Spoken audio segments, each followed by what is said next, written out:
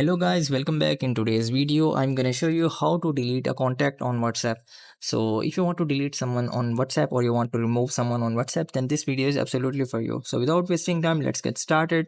So first of all, you guys have to just simply open up that WhatsApp application.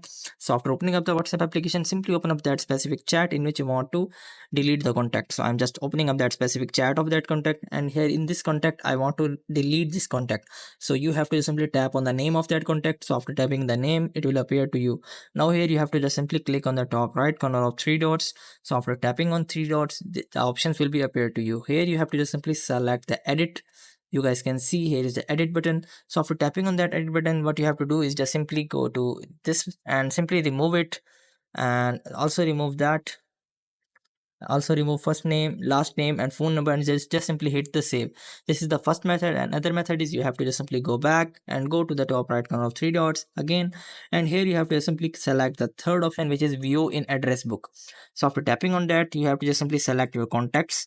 So after selecting your phone contacts, what you have to do is just simply go to top right corner of three dots and simply click on delete. So after clicking on delete, you have to simply confirm by just tapping on delete, and that specific contact will be deleted from your WhatsApp as well as your phone number.